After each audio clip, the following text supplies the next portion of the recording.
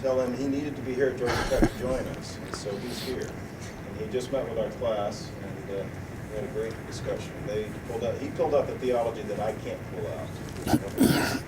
So I'm going to just welcome you and then introduce Dean Jackie Royster, who is running the LAMP program at the Ivan Allen College. And I will introduce John.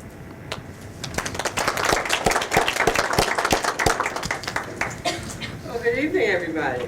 Good evening. It is so nice to see you all out on this wonderful spring day, even though all of that yellow pollen is all over everything. It's a sign of good things to come. So I do want to welcome you to our talk this evening. It is a very special occasion for us here at Georgia Tech. We are not accustomed to having one of the most renowned theologians in the United States with us at Georgia Tech. So it is a blessing. Thank you for being here. For the past 2 years or so, the Ivan Allen College of Liberal Arts has had a special opportunity through the funding of and kindness of Bruce McEver and the funding of the Arthur Vinings Davis Foundation to create what we think will be an enabling mechanism to help Georgia Tech students to be even better prepared to function in the world, not simply as smart people, which you all are, but indeed in this very distinctive way as people who are socially conscious, ethically conscious, culturally well-informed human beings who are capable of understanding themselves in the context of others. And that's what we're wanting to do, especially given how complicated the world is as a multi-faith space. So we are fortunate in this endeavor to be collaborators with the Candler School of Theology at Emory. And we have established what we call the Leadership and Multi-Faith Program. And those of you who are frequently on our campus know that we believe in acronyms, and so that's how we get the LAMP program, Leadership and Multi-Faith Program. The director is Deanna Womack, Dr. Deanna Womack over here. If you don't know her, I hope you get to know her soon. She came to us from Princeton University, came to Emory from Princeton University, and we were fortunate enough to be able to share her talents here at Georgia Tech, and that she teaches another one of the courses offered in the LAMP program. And she also coordinates things like this. So we're very grateful to have her support as a co-located faculty member here at Georgia Tech as well. She just finished with the organization of our second annual LAMP Symposium. The focus of that symposium was food, farming, and faith. And it was wonderful. Thank you, Deanna, for that leadership. And you have just primed us to look toward the spring for what the next one is going to be. In the meantime, though, in addition to today's events, we will have another Lunch and Learn, and that presentation will be on April 4th in the Student Center, room 343, from noon to 1:30. And as that program, we will hear Dr. Mohammed Khashoggi, a South African-born lawyer by profession, who will speak to us on the topic Dignity and Freedom, Gandhi, King, and Mandela. I hope that you will want to join us for that program as well. Again, it's April 4th, 12 to 1:30 in the Student Center, room 343. Now, as Professor Kressler was saying to you, we are able to bring this program to you because Professor Kressler is teaching with us this year in the course focused on science and religion. And like the rest of us here at Georgia Tech, he was bold enough to suggest to an author of one of your books, I'm assuming that some of you are enrolled in the class, that he should just come to us and talk to us. So we counted a special privilege for us to be able to connect with one of the people whom you are studying in class, but also to have the benefit of his wisdom as we think about such important issues. I point out, though, that Professor Haught is not only spending the day with us today, But tomorrow, he will be giving a full day of reflection at Ignatius House Retreat Center off Riverside Drive tomorrow from 9 to 3. And we are fortunate to have the director of that program, Maria Kressler, the executive director, to be with us tonight. So if you're interested in attending, please check with her, just because I think there may be some spaces available. The focus of the day will be science and religion, a mystical drama unfolding before our eyes. So I think that's a really provocative title that I should pay attention to. The other thing that I want you to know is that we are taping this event, and we will make it available on the LAMP website if you want to check back in on it a little bit later. But now, though, to the introduction. John F. Haught is Distinguished Research Professor in the Theology Department, Georgetown University, where he was formerly professor and chair.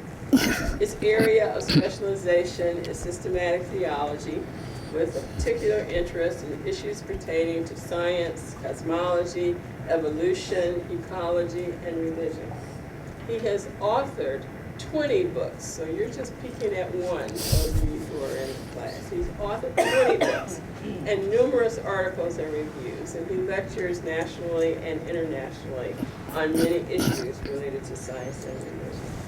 His book titles include things like Science and Faith, A New Introduction, Making Sense of Evolution, Darwin, God, and the Drama of Life, God and the New Atheism, A Critical Response to Dawkins, Harris, and Hitchens, Christianity and Science, Toward a Theology of Nature, Is Nature Enough? Meaning and Truth in the Age of Science, Purpose, Evolution, and the Meaning of Life, God after Darwin, A Theology of Evolution, Science and Religion from Conflict to Conversation, The Promise of Nature, Ecology, and Cosmic Purpose. What is religion? What is God? The Cosmic Adventure, Science, Religion, and the Quest for Purpose. And those are only a sample. So without a doubt, he is a philosopher, a theologian, an amazing thinker, and an incredibly engaging conversationalist, as he has demonstrated all day today. Professor Haught has received many awards over the course of his career. I want to highlight just 3 of them. In 2002, he was winner of the Owen Garrigan Award in Science and Religion. In 2004, the Sophia Award for Theological Excellence. I'm doing 4 actually. He testified before the plaintiffs in Harrisburg in the intelligent design trial. And in 2008, he received a Friend of Darwin Award from the National Center for Science Education, making a spectacular argument in that case. In April 2009, in recognition of his work on science and religion, he received an honorary doctorate from Louvain University in Belgium. He and his wife, Evelyn, have 2 sons and live in Falls Church, Virginia, and he joins us this evening to speak on evolution and faith, what is at stake. So please join me in giving Professor Haught a warm Georgia Tech, Emory, Lamp, City of Atlanta welcome. Thank you.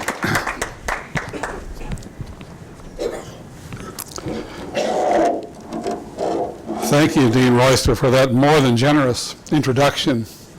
I want to thank you for your hospitality, and especially John Kressler for risking his reputation by asking me to come here. And I want to thank the students of his class and all of you for being here this evening. I was introduced as a theologian. I don't know whether everybody here knows what a theologian is. My definition of a theologian is someone who doesn't make much money, but at least knows why. I should also add that for many years I tried instead to be a philosopher, but cheerfulness kept breaking in. So I had to become a theologian as well. But thank you for being here. I want to talk about the subject which I think is central to the contemporary conversation on the relationship between science and religion. About 10 years ago, Science magazine sponsored a survey of adults in 34 different countries, asking them the question, do you agree that humans developed from earlier living species? The affirmative answers were very high in Iceland, where 87% of the people could agree with that, and also the Scandinavian countries and Western Europe, the more secular countries, the numbers were very high. At the very bottom of the list was Turkey, a very religious country, where only 27% of the people could agree that we had non-human ancestors. And the country right up the list from Turkey was the United States, where only about 40% of the adults could answer affirmatively to that question. On this map, all the red states and the pink states, which includes Georgia, were places where significant initiatives against the teaching of Darwinian evolution in public schools has taken place.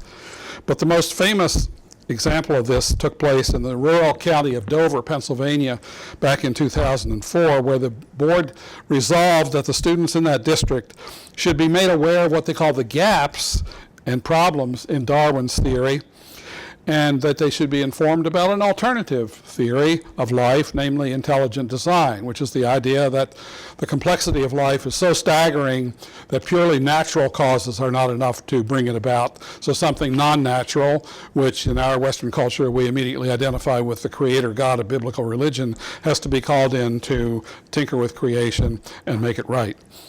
And they said, okay, let the kids learn both Darwinian evolution and intelligent design, but then let the kids decide, and not parents or teachers, which one is right and which one is wrong.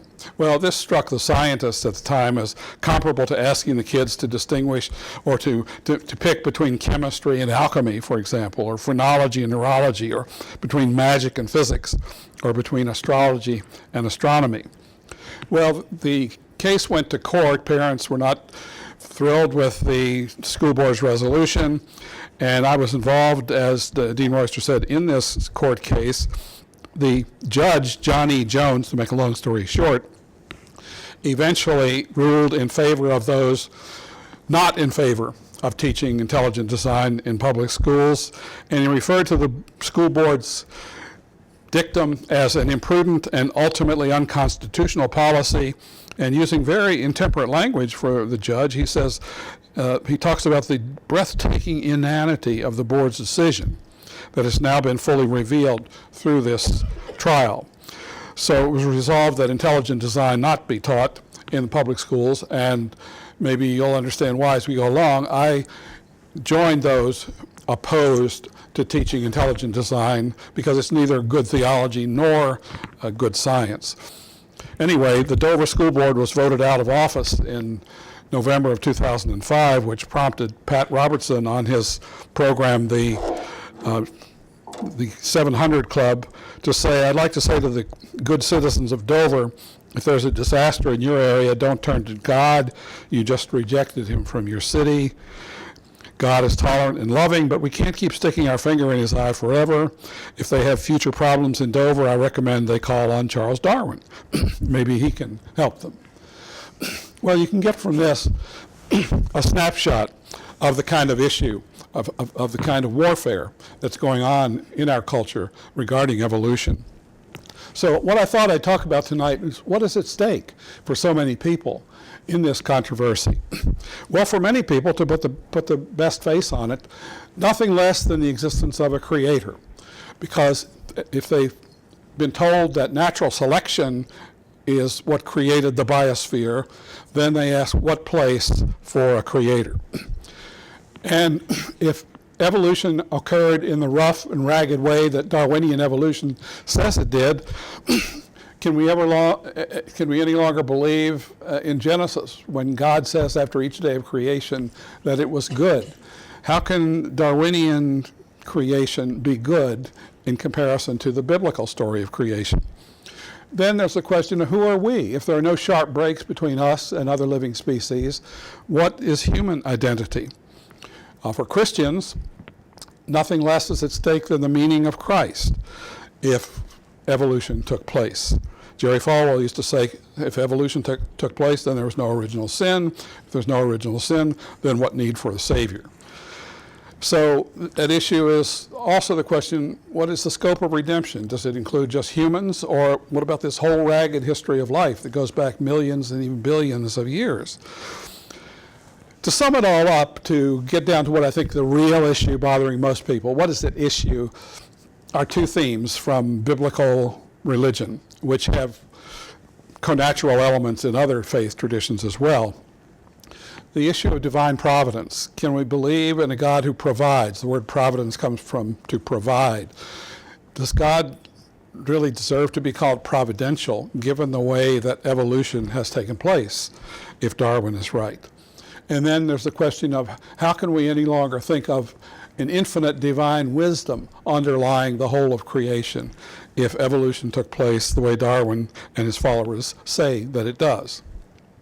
Before Darwin, before science, the pre-evolutionary universe could host the notion of divine providence and divine wisdom much more cozily, because the universe prior to science was thought of as a vertical, static, hierarchical universe, a ladder of levels moving from lowly matter at the bottom through plants, through animals, humans, then perhaps angelic spheres, then all encompassed by ultimate infinite divine care and wisdom. In this universe, nature, each level in its own way, reflected sacramentally the eternal divine wisdom, providence, and creativity of God. Species were thought of as having created in a fixed way in the beginning and not having evolved very much over the course of time. And finally, the discontinuity of levels in this static vertical hierarchy allowed us humans perhaps to think that we, our species, was cared for in a very special way by God. But now, let's move into the present, to the new scientific understanding of the universe. I use this picture in almost every talk I give on science and religion. It's the new scientific story of the universe, 13.8 billion years old. You can get some sense of the scale of this universe if you imagine you have on your bookshelf 30 big books. Each of these books is 1 million, each of these books is 450 pages long, and each page stands for 1 million years in the story. The Big Bang takes place on page 1 of volume 1, but you'll notice that the first two shelves and part of the third consist of what seems to be essentially lifeless physical stuff and processes. Life was not in a hurry to come into this universe. The Earth spins out around the sun in volume 21, 4.5 billion years ago, and about 1 billion or so years later, the first sparks of life begin to glow, but not terribly enthusiastically, on our planet. And life remains a very simple unicellular status until you get almost to the end of volume 29, between 500 to 600 million years ago, where the famous Cambrian explosion took place. And then all of a sudden life begins to complexify at an accelerated pace. Even so, dinosaurs don't come in until after the middle of volume 30, and they go extinct on page 385, which leaves only the last 65 pages of the last volume for the flourishing of mammalian life and eventually the development of our primate ancestors 20 or so pages from the end. Our hominid ancestors come in maybe 3, 4, 5 at the most pages from the end of volume 1. When do we come, volume 30, when do we come in? We come in, the modern descendants of Cro-Magnon humanity, only on the last fifth, or perhaps even the last 10th of the very last page of the very last volume. This is when intelligence, ethical aspiration, and our faith traditions finally come onto the scene in this universe. So if you're a thoughtful person today, you can't help but asking, and especially if you're theologically interested or religiously interested to boot, you can't help asking, what is going on here? If you're a skeptic, like Bertrand Russell, the famous British philosopher, was, you might quip that if the point of this story was to produce intelligence, then why did it take so long to produce so little? And that's a good question to ask. But what I want to focus on is what happens when we get down to this last row of books, the colored books. That's when the Darwinian recipe for evolution takes over, and that becomes the generator of all the different species, according to science, including eventually us, that have occurred in the evolutionary process. This recipe consists of what many religious people consider to be, and scientific-minded people do too, very troublesome ingredients. There's a lot of accidents, plus natural selection, plus lots and lots of time. This is the recipe for evolution. Accidents first. Accidents in the origin of life itself, which to scientists seems to be a completely spontaneous, unintended eruption on our planet, perhaps elsewhere sporadically. But the universe was not intended to give rise to life, according to many scientific thinkers like Bertrand Russell. Accidents also in the variations that provide the raw material of evolution. Today we call them mutations. And accidents in the history of nature, including the asteroid that impacted the Yucatan Peninsula in about 65 million years ago, causing the atmosphere to cool down considerably, causing the dinosaurs and other reptiles to die out, but opening up niches for mammals to come out of the holes in the ground and down from their trees and so forth and begin to flourish and develop.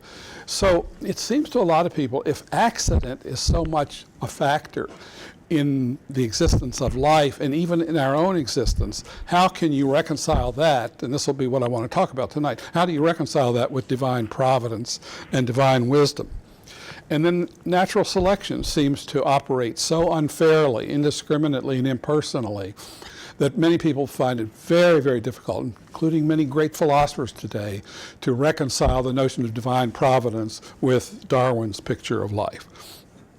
And then there's deep time, what scientists call deep time, the billions and billions of years involved.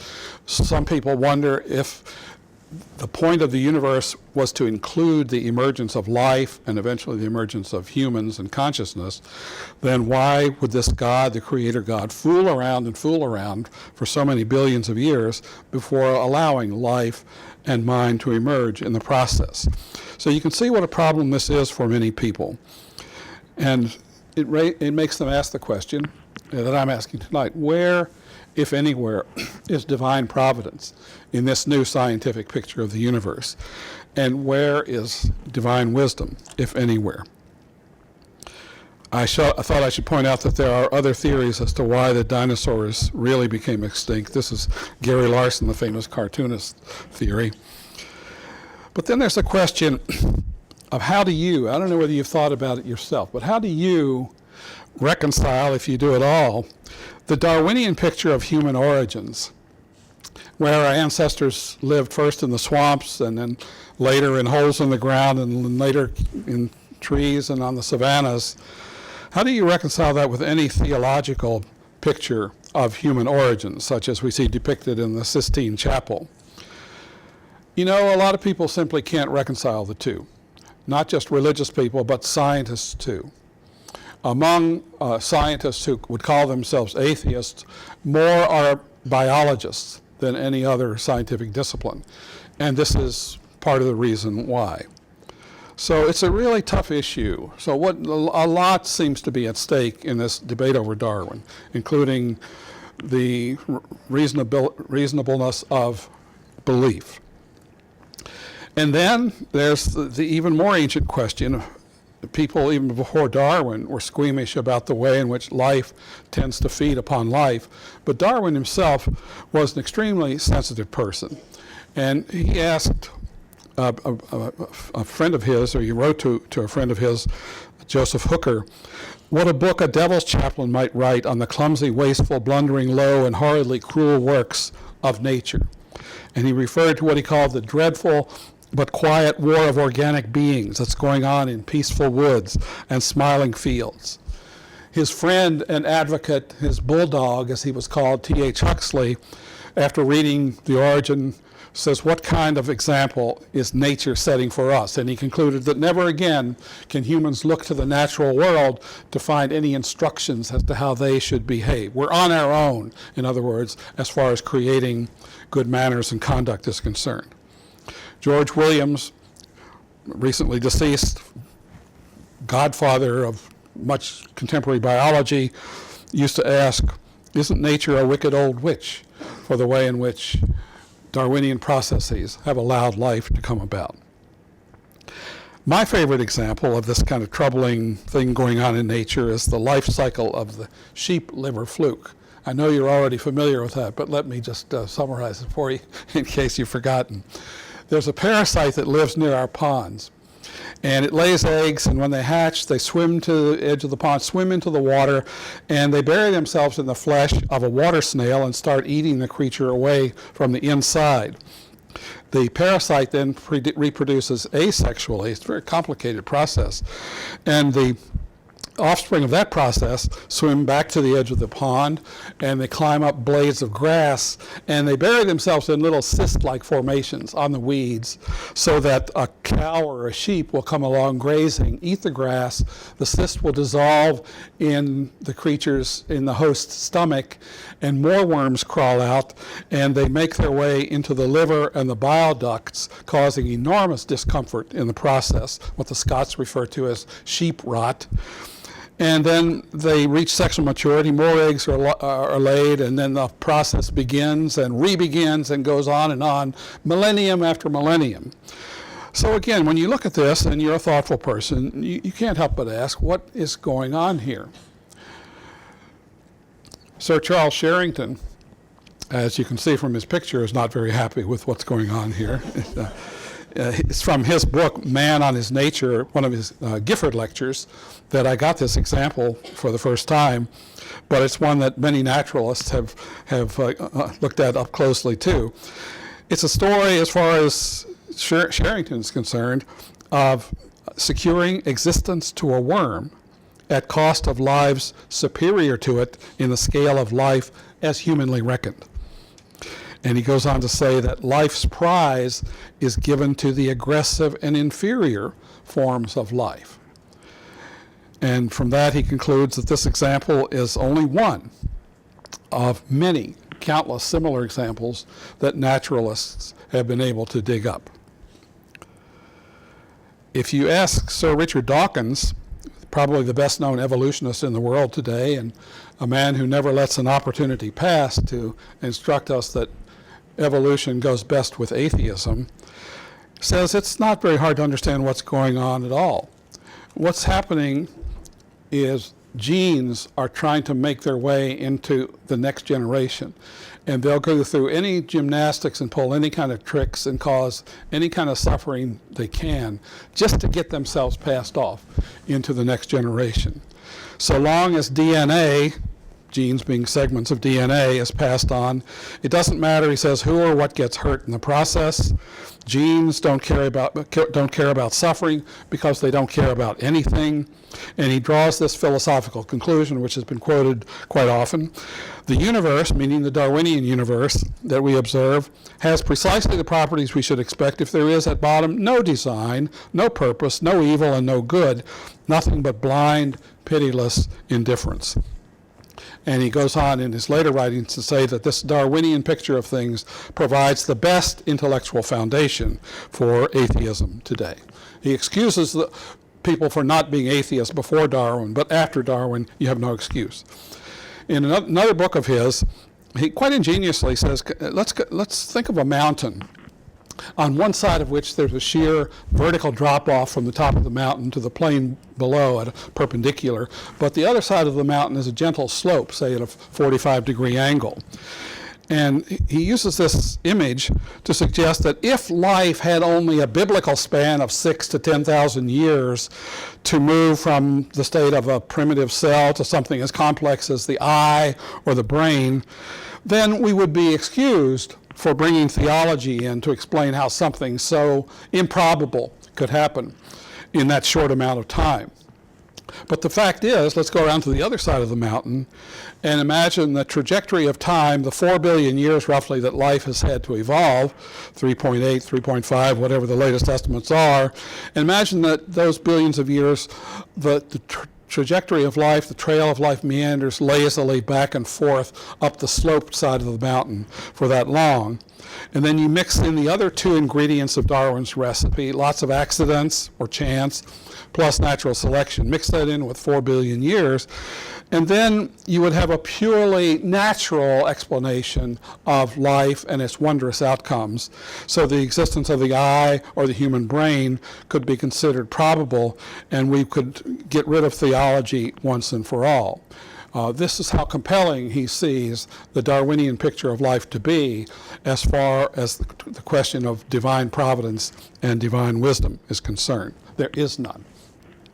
So it's no wonder then that many Christians and other people who are religious have reacted vehemently against this interpretation of evolution and have, like Philip Johnson, one of the chief architects of the intelligent design movement, argued that Darwinism is not really science at all. It's just a mask for atheist ideology. And there have been religious people, including popes, who have said this ever since Darwin wrote back in the 19th century. But Johnson and the intelligent design advocates go on to argue that Darwinism is not only not science, it's scientifically inadequate. And because it doesn't explain rationally and reasonably how all the complexity of life came about. And this is why they bring in intelligent design as essential to explaining living complexity. And it's this kind of thinking that led the school board in Dover, Pennsylvania, to argue that biology classes should be given balanced treatment. They should be giving balanced treatment to both ID, intelligent design, and evolution. Well, all this is simply by way of background for the question I want to ask tonight. And maybe you have asked this question yourself before, and it would be interesting if you would sometimes talk about this with other people. What's your own answer to the question? Can theology or religion, can faith, as we normally understand it, get along in any way with evolution? I want to preface my discussion, the discussion that follows, by saying that ever since Darwin himself wrote, and he was deeply troubled by these questions himself and hadn't any absolutely certain answer to the question of God and evolution. But ever since he wrote, there have been a number of religious thinkers who, instead of being upset by this, have actually thanked Darwin. Charles Kingsley, for example, an Anglican divine at the time of Darwin, wrote to Charles Darwin and in effect says, thank you. You've made the picture of creation so much more wondrous than we ever knew. And therefore the picture of divine creativity correspondingly has to be intensified as well. So what are the various possible approaches? I can only list a brief sampling of ways in which people have tried to engage evolution from a theological or religious standpoint, starting out with what I would call the blind faith approach. And this approach agrees that evolutionary biology is scientifically correct, and people who advocate this are not afraid to send their children to public schools and have them educated in evolutionary theory. But they look at these words that evolutionists use, such as accidents, randomness, contingency, suffering, spontaneity, as terms that stem from human ignorance more than from any surveying intelligence or control, intellectual control of the picture. Their thinking is that the human sense of order is always a very limited one. And that's why whenever anything happens that doesn't fit our sense of decent design or order, we refer to it as an accident or an absurdity. But following the wisdom of many religious traditions, not just Judaism and Christianity and Islam, but many religious traditions would say there's a perspective much larger than ours that we don't have, and maybe within that larger perspective what seems to us not to make sense makes very, very good sense. That perhaps then behind Darwin's recipe, which is so troubling to so many people, there lies a wise and mysterious providential plan that we have no business prying into. And people who take this blind faith approach are fond of quoting Job 38, where Yahweh appears out of the whirlwind and says to Job, after he's complained about his predicament for so long, says to Job, "Where were you when I laid the foundation of the earth? Tell me if you have understanding." And Job's reaction, as you know, is to shrink back, press his fingers to his lips, and say, "I will speak no more." This approach is fond of maxims such as God writes straight with crooked lines, or Isaiah's "my ways are not your ways." And I suppose that whatever answer you come up with to the question of how to reconcile evolution and faith, if you've tried to do it, maybe at least some of the modesty of this perspective, the tentativeness of this perspective, has to be part of any answer from the theological side. But I don't know about you, but I grew up in a religious tradition, the Roman Catholic tradition, where I was taught that faith is not the end of inquiry, but the beginning of inquiry. That faith is something that should lead us to seek understanding. St. Anselm, for example, following ideas of St. Augustine centuries ago, said that theology is faith seeking understanding. Yes, we start with faith, but we don't have to stop with it. We are driven by a desire to know, to understand. We don't need to suppress our intelligence when we do theology. So that's why you see a lot of attempts to make sense of evolution. And most of them are tentative. And I don't know anybody that's absolutely sure of what the answer to this is. But here's an interesting one that's commonly used, even by great philosophers. I call it the theory of evolution as divine pedagogy. According to this approach, we can save the notion of divine providence and divine wisdom after Darwin if we reinterpret the earth as a school and evolution as the curriculum in that school. The thinking here is that imagine if life never had to face any obstacles, how insignificant and simple it would be. And imagine how anemic of character we would be if we never had to face challenges. Doesn't life to be life need to face challenges so that it can transcend itself and become? So why would the Darwinian curriculum not be as good as any for this school that we call Earth? So this thinking, Guy Murchie is a very accessible writer, and he's written a version of this divine pedagogy approach in this book, delightful book called The Seven Mysteries of Life. And he says, yes, we have to admit that the Darwinian process is harsh, but that doesn't make it evil. And he himself uses the term soul school to describe what Earth is. Earth is a soul school in which obstacles are essential to life as well as to the building of human character. And he turns to the reader and says to the reader, what kind of world would you have created? He says, imagine for the moment that you are God. And he admits that this will come more easily to some of us than others. But imagine that you are God. What kind of world would you have created? And here's what he concludes. Honestly, now, if you were God, could you possibly dream up any more educational, contrasty, thrilling, beautiful, tantalizing world than Earth, meaning the Darwinian soul school Earth, to develop spirit in? Would you try to make the world nice and safe, or would you let it be provocative, dangerous, and exciting?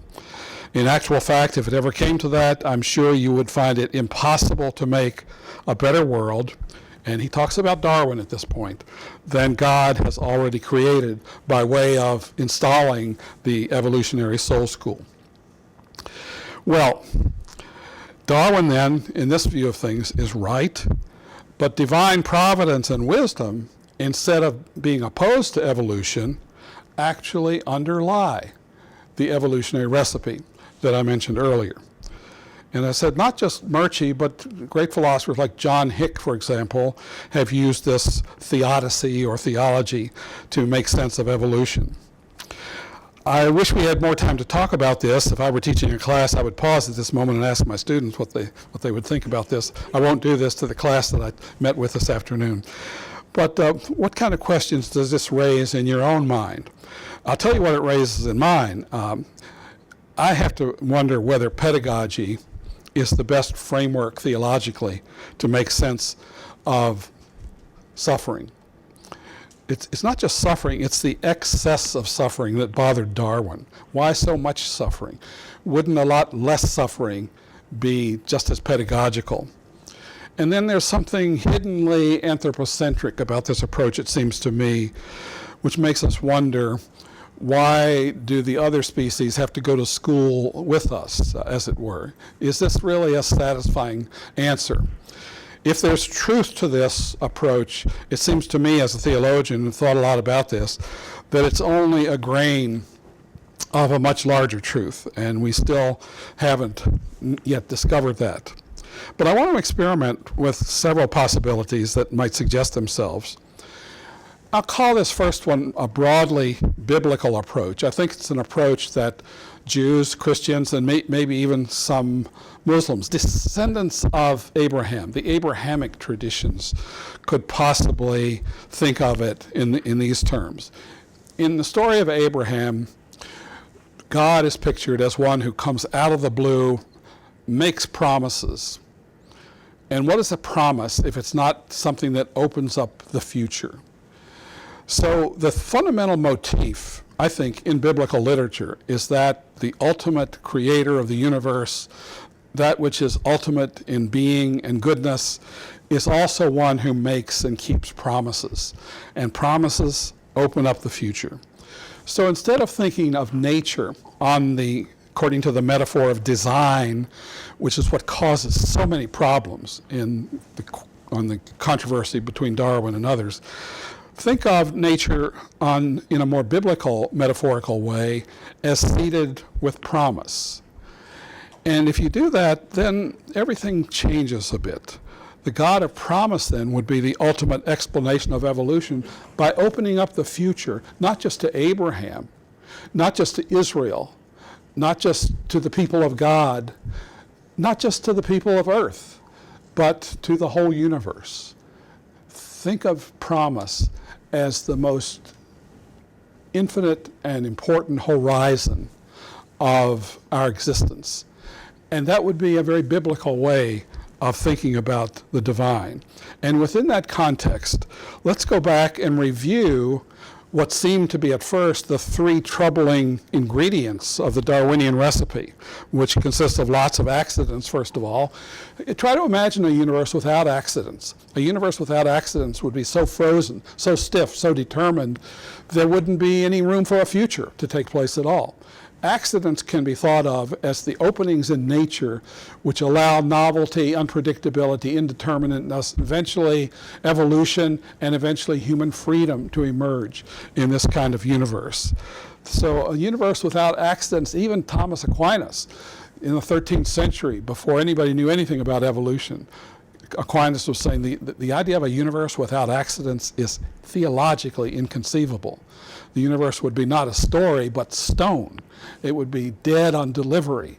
And that's not a very interesting universe either. And the so-called laws of nature, instead of thinking of them as iron rail determinants that fix nature on a trajectory that leads it to an inevitable destiny, think of the laws of nature more as like grammatical rules, which keep the story within bounds, keep it from going off the rails. But grammatical rules, and when we write stories, are open to any kind of meaning that might emerge in the future. Yes, the grammatical rules remain the same on page 1 as on page 200, but they allow for an indefinite array of outcomes to take place. So we shouldn't look upon the laws of nature simply as cold and impersonal determinants, but as absolutely necessary enabling conditions for there to be any interesting story going on in the universe at all. And then finally, deep time.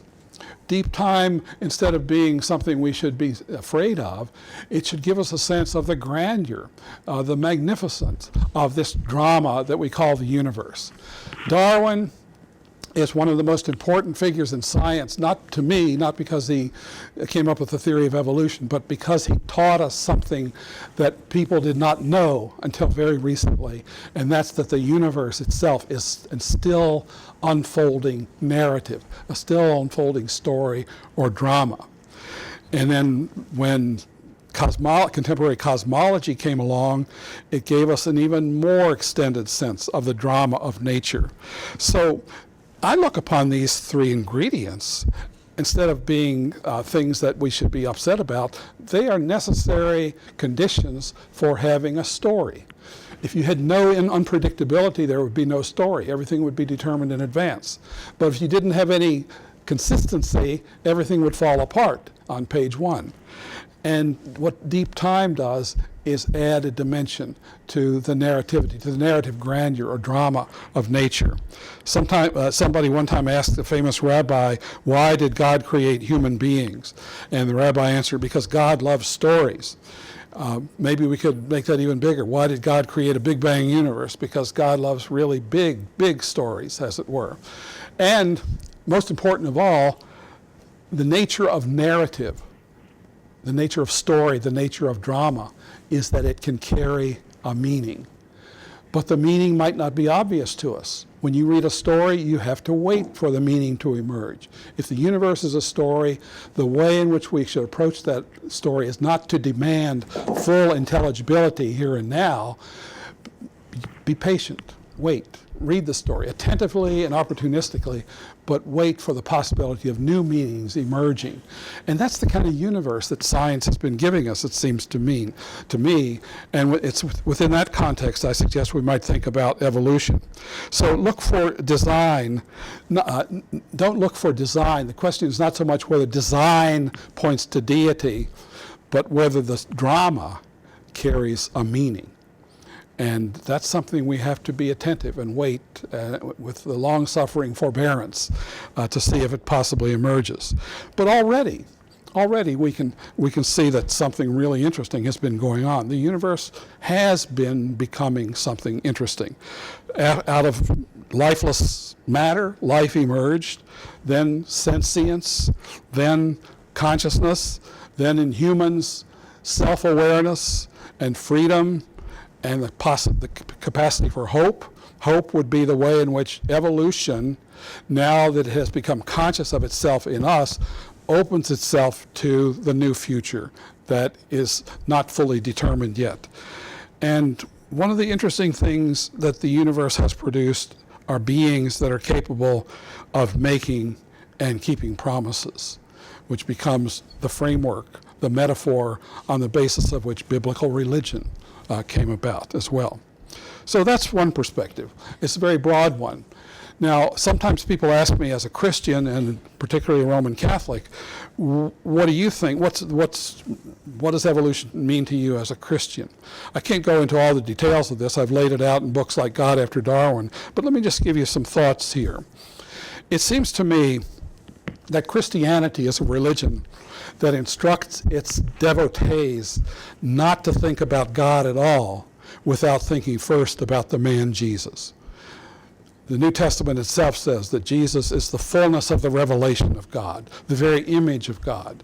So it would behoove all Christians when they talk about God not to think first of all of a designer, but to think of this man and the way in which he related and the way in which he opened up the future to people who had reached a dead end in their own lives. To think about God in that way. And if you're familiar with Christian scriptures, you would go to the Gospels, of course, to get the image of God by looking at how Jesus acted and behaved and related to others. But you might also look at St. Paul's letter to the Philippians, chapter 2, which brings into it an ancient Christian hymn. The Christians were singing this hymn, which Paul repeats in the second chapter of Philippians, in which Jesus is pictured as being in the form of God, but not clinging to that status. He emptied himself. He underwent a kenosis, ekenosin se alton. He emptied himself, underwent a self-emptying, or kenosis in Greek, and took on the form of a slave.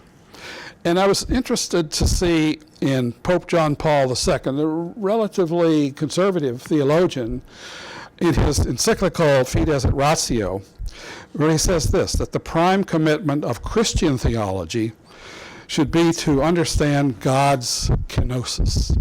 That should be the main focus of Christian thought. A grand and mysterious truth for the human mind, which finds it inconceivable that suffering and death can express a love, an infinite love, which gives itself away and seeks nothing in return.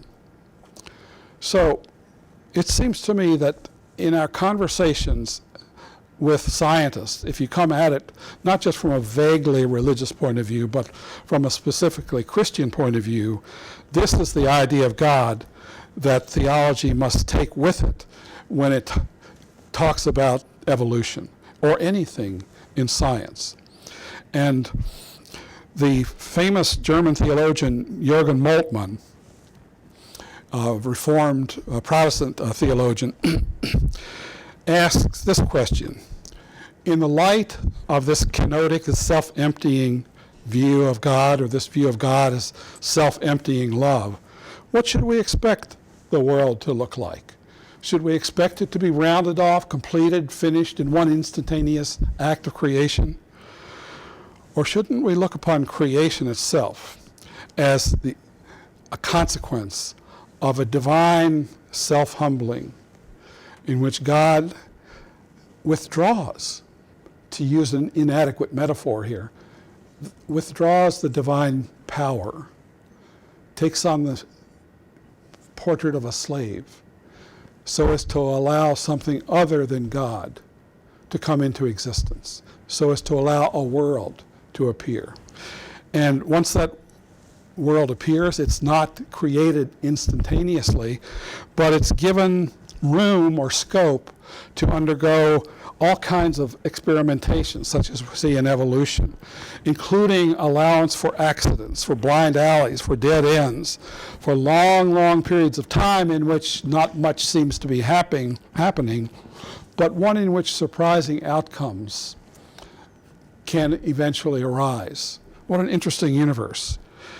So instead of understanding divine creation on the model of engineering, sorry to use that word here at Georgia Tech, think of God on the model of allowing something other than God to come into existence.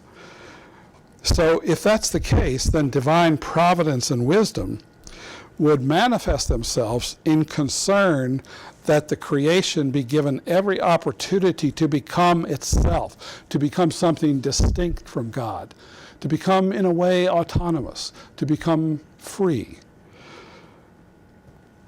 A God, as Charles Kingsley, whom I mentioned earlier, says, who can make a world that can make itself, is a much more impressive creator than one who makes it instantaneously and who tinkers with it constantly, instead of allowing it to become itself. In this understanding of evolution, the Christian vocation would be one of contributing to the ongoing creation, which has already been going on for billions of years. And the Christian would also not want to forget, most important of all, that in the symbol of the cross, God, the divine self, participates in and takes upon the divine compassion, the world's struggle and suffering. So these are thoughts just vaguely expressed here that I have as a Christian when I encounter evolution, and it's led me to the firm belief that faith can get along perfectly well with evolutionary science without any editing of the science. We have then left for us the question I raised earlier and that Darwin had. Why so much suffering?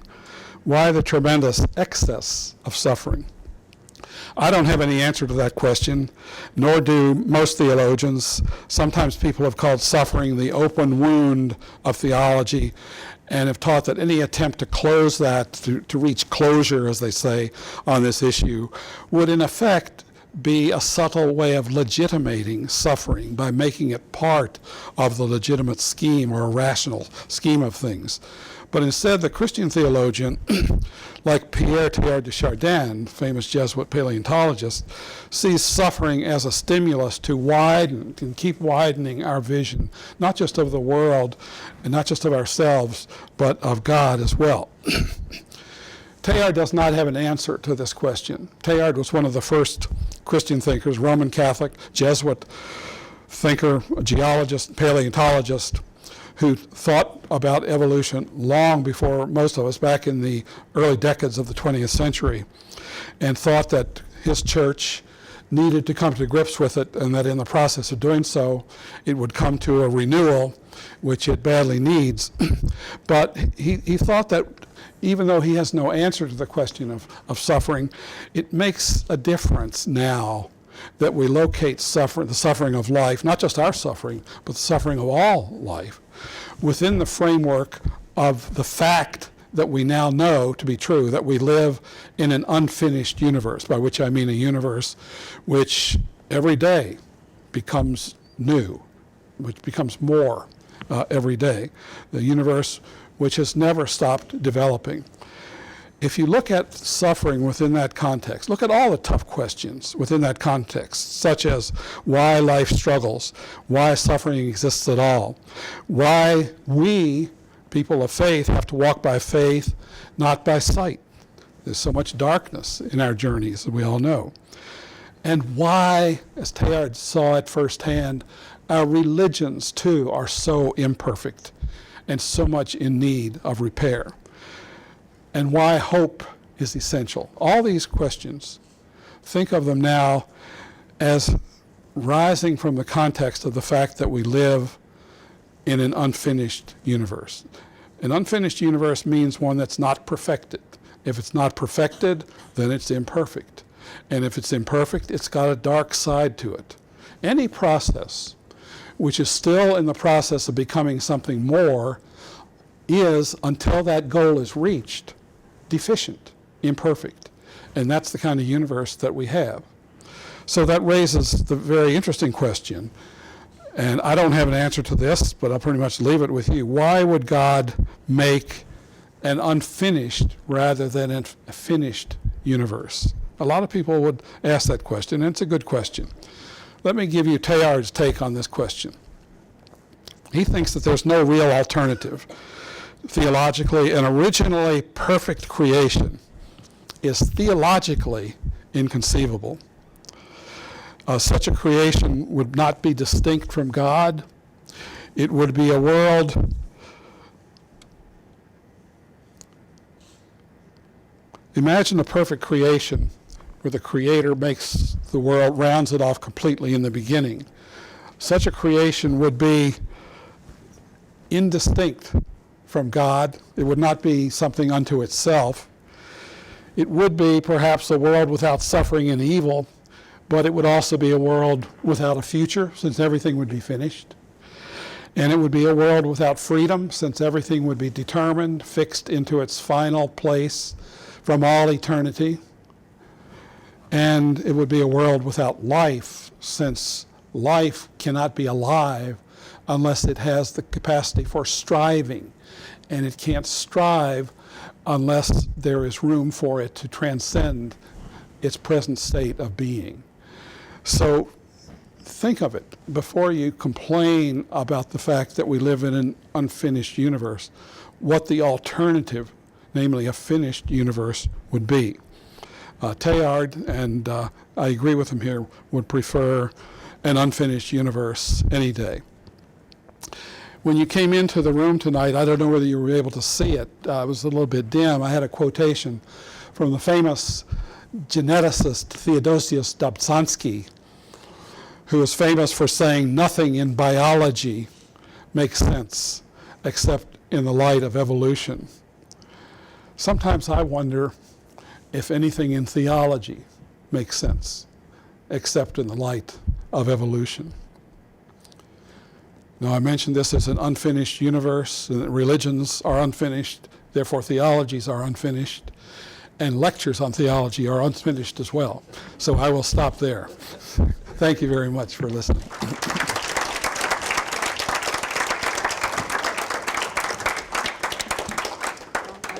Gets the lights up. I do want to thank you for giving us such a provocative orchestration as you have done this evening. But I'm sure that there are questions and comments from the crowd. Larry? Yeah, I agree with the existence of evolution, but I see a problem here. Evolution is not the problem, I don't think. But the issue is evolution by means of natural selection. which my way of thinking really does create problems for a conventional providential view of evolutionary change. Yeah. That is, Yeah, that's right. really, it's much better with something like a Buddhist view or something that says basic Yeah. suffering and you have to Yeah. understand Yeah. suffering. That Uh-huh. doesn't require quite Yeah. the same sort of personal God that cares about Right. every sparrow that falls and every Yeah. this and that. No, that's right, and most of the philosophers who have used evolution as a reason for their atheism cite especially natural selection, which I pointed out is one of the ingredients of the Darwinian recipe, and that does differentiate his theory from a more vague evolutionary worldview. But I can't give a full response to your question, but I would locate natural selection within the context of what I was talking about tonight as part of the whole gallery of what scientists refer to as lawful, inviolable physical principles that exist throughout nature. Natural selection works almost as remorselessly as the law of gravity does. There are no exceptions. And even today, natural selection is still working. But I was talking about this with John Kressler's class today. It seems to me that for 3 or 4 centuries, Western thought has been bewitched by the metaphor of law, that law implies something impersonal, something inhibitory, something that keeps things within bounds or constrains them. It does that to a degree, but I would prefer to use, as I mentioned in my talk, another, now that we realize that the universe is a story and not a machine, lawfulness, the idea of law, is not as appropriate a metaphor as, it seems to me, grammar. Grammar is inviolable too, but in a story, the rigorous, remorseless working of grammatical rules does not rule out the inventiveness of the process. Just as when you write an essay, the fact that you have to follow the same grammatical rules throughout does not inhibit you from giving us a whole new array of meanings that could not have been predicted on the basis of the laws themselves. So I see natural selection as part of that grammar of nature, without which everything would fall into complete jelly at any particular moment, unless there's some consistency, or let's call it reliability to the process. So natural selection, I'm not the first one to point this out, and other laws of nature need not be looked upon simply as fatalistic, but rather as facilitative, as making this narrative unfold in indeterminate ways. I think we've been led into a lot of dead ends by taking too literally. Biblical creationists are not the only literalists. There's a kind of scientific or cosmic literalism that has taken the notion of law with a rigor that it does not deserve, and it messed a lot of things up, including the belief on the part of, the unbelievable belief on the part of many scientists wed to the metaphor of law, that human freedom cannot possibly exist. You know, that's one of the consequences of that metaphor. I don't think that metaphor is necessary. I think that we have a new understanding of the universe, quite different from that of early modernity, when this lawful thinking got started. And within this new narrative or drama of nature, there's room for other metaphors. So, and I'm not sure mine's the best one either, but I think there's room for rethinking the implications of law. I like what you said about suffering and how it sort of points to the future, progress and growth toward perfection. What would Teilhard or yourself as a philosopher or as a theologian say about the character of the devil in scriptures and, like, I guess his role in the story of evolution? Well, to put it bluntly, they would say that it's a symbol. That's the best we could do in a pre-scientific world of making very vivid and palpable the obvious fact that evil is monstrous. And that's why when we read that ancient literature, instead of of criticizing it or arrogantly dismissing it, try to get to what they were feeling. What does that image try to suggest? It means we have to take very seriously the monstrosity of evil, and certainly Teilhard wanted to do that, but he thought that now that we have a new picture of nature, evolution, we can still hold on to the notion of the monstrosity of evil, but also see it within a context which our religious ancestors did not. So. Another question. I wanted to follow up on what you have on your last screen, because you said a perfect creation would be a world without life. So are you saying that if we as By humans- perfect, I mean completed in the beginning, instantaneously. Yeah, a finished creation. If we as humans would want a perfect or completed creation, we wouldn't be part of that finished or perfect creation? Well, by perfected, he means that in the Latin, in the etymological sense of the word, brought through, made thoroughly, per facio, made completely. And what he's trying to put himself in conversation with is the assumption throughout most of biblical history that the universe was made fully perfect in the beginning, but then it got messed up. And that the purpose of our life is to nostalgically return to that state of perfection.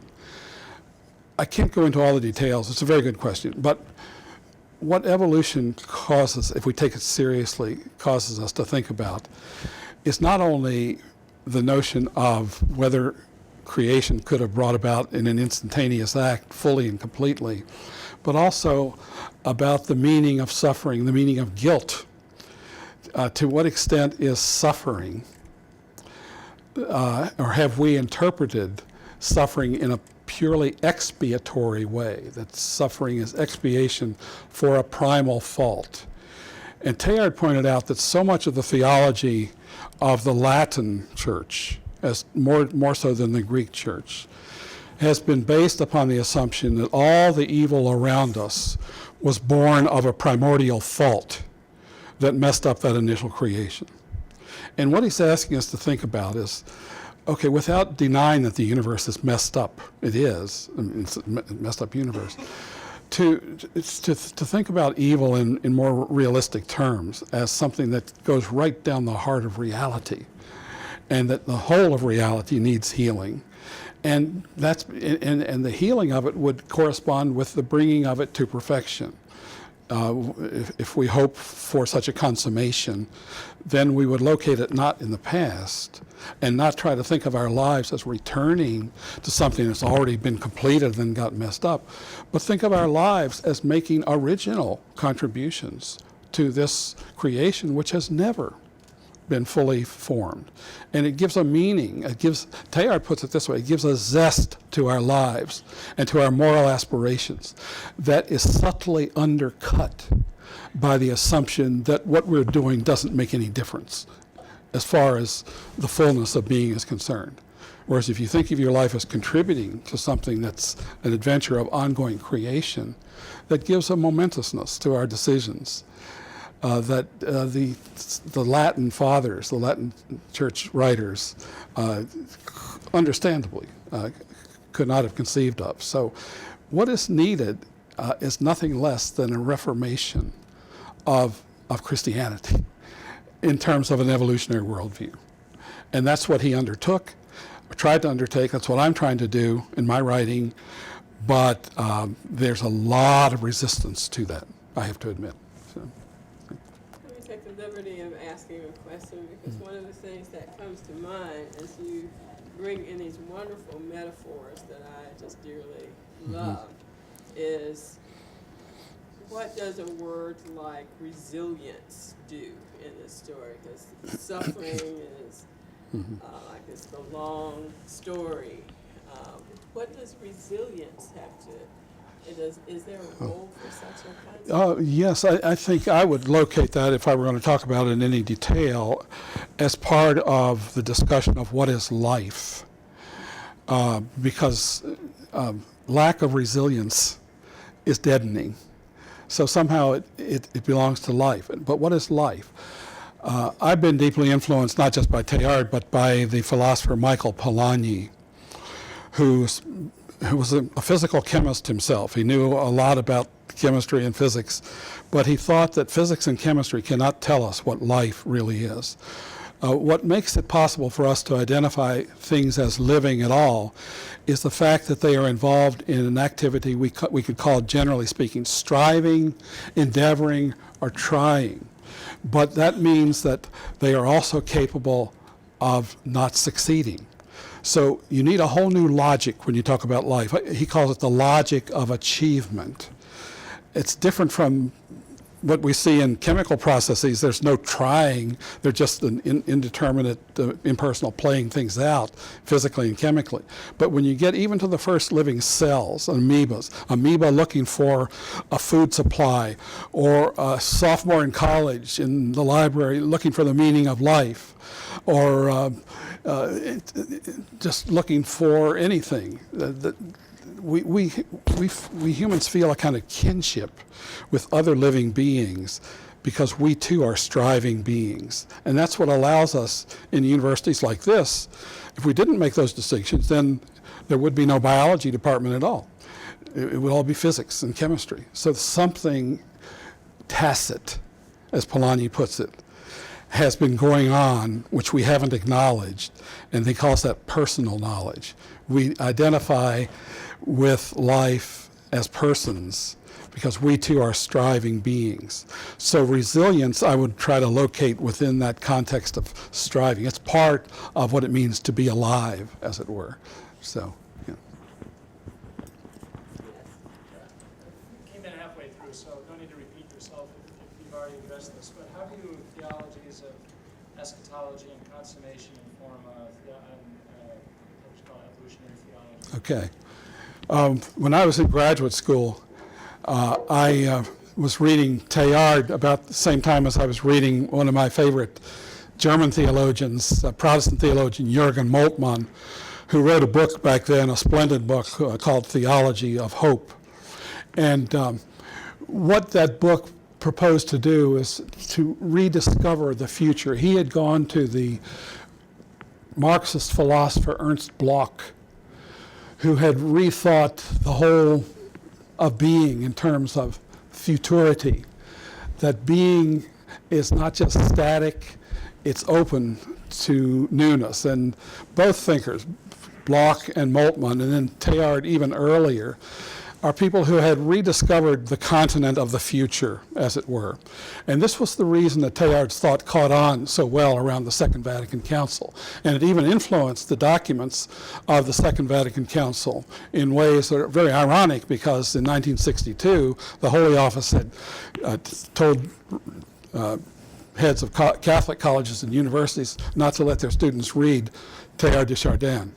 But by the end of the council in 1965, the imprint of Teilhard was all over the Pastoral Constitution on the Church in the Modern World, as Henri de Lubac and other theologians pointed out.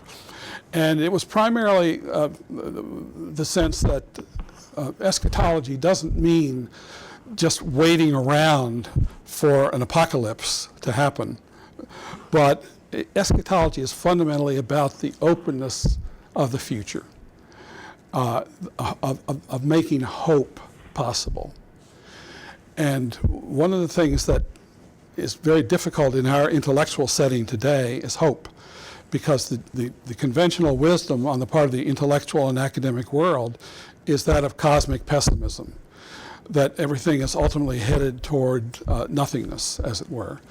And Teilhard was trying to combat that. So eschatology doesn't mean just extrapolation of our images of an apocalypse into some future time, but it means right now. The future is now, in a sense.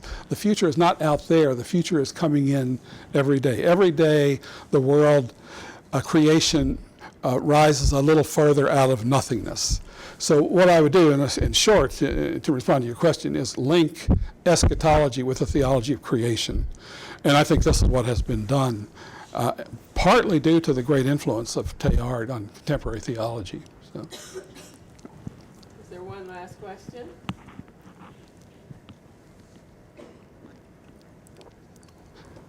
That's an eschatological question.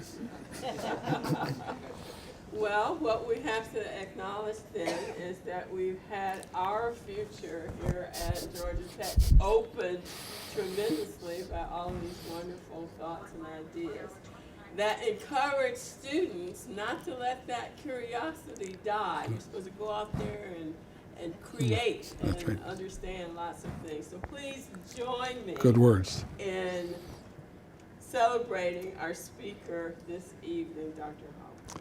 Thank you very much. Thank you all. Thank you. Thank you.